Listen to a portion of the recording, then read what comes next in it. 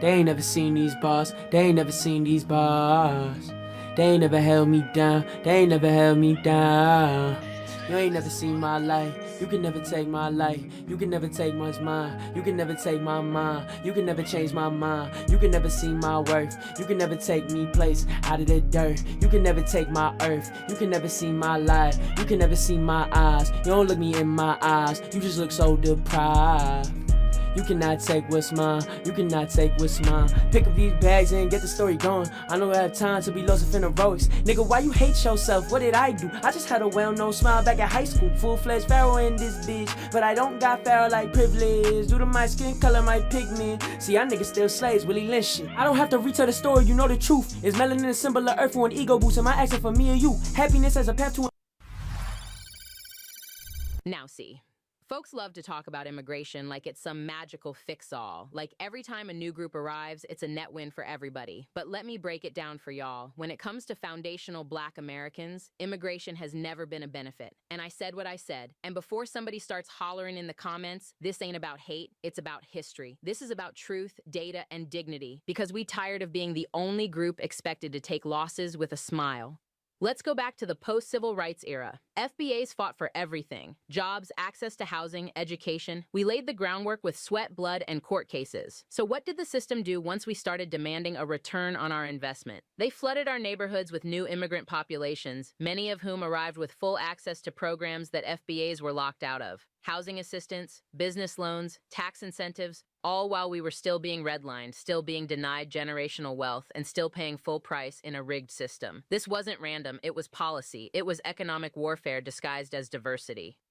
And then there's corporate America, sitting at the top like puppeteers with contracts and exploitation in both hands. These companies love to bring in immigrant labor, not because of diversity, but because it's cheap, compliant, and non-unionized. That move pushes FBAs out of low-wage labor and skilled trades. You know how many brothers used to have good-paying jobs in construction, warehousing, and city contracts? Gone. Replaced with temp agencies and H-2 visas. Meanwhile, unemployment in our communities stays sky-high, and nobody wants to connect the dots. We ain't mad at people trying to make a better life, but let's not pretend like FBAs ain't been sacrificed to make it happen.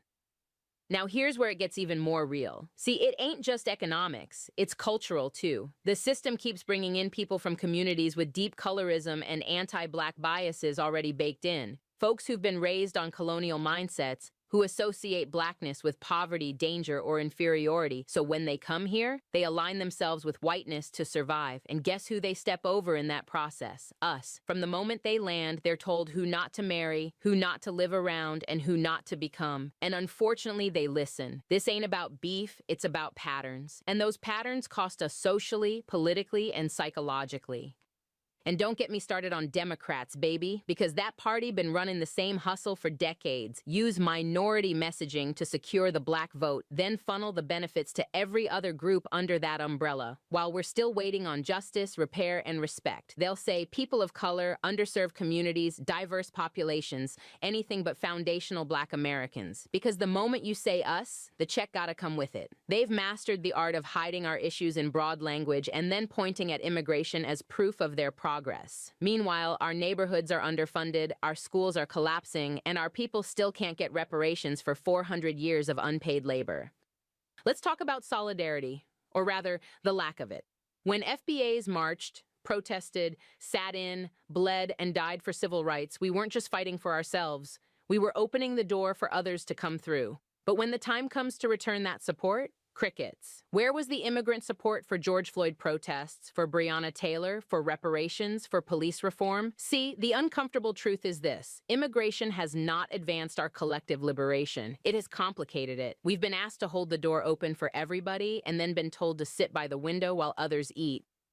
But here's what they didn't expect: delineation. And baby, it hit like a thunderclap. When FBAs stood up and said, "We are not minorities, we are not Black and brown, we are foundational Black Americans," the whole system got nervous. Why? Because for the first time in decades, they couldn't use us as the face of everyone else's struggle. Delineation is power. It's precision. It's refusing to be the mule for everyone's agenda. And since we've been drawing the line, you know what's come back? Respect. Not from the system, not yet, but from ourselves. from our own communities because we finally said enough. No more watching our ancestors' work get used to uplift everyone but us. No more clapping for legislation that don't have our names on it. No more unity without reciprocity. Immigration may have worked for a lot of folks, but it didn't work for us. Not economically, not politically, not socially. And now that we're saying it out loud, some people mad about it. Oh well, we ain't here to make folks comfortable. We're here to make sure FBAs are no longer invisible in the nation we built. From cotton fields to courtrooms, from railroads to revolutions. This is La Sherica with AfroWire AI, bringing clarity, not confusion, bringing truth, not talking points, and reminding y'all every time we see the system and we will never go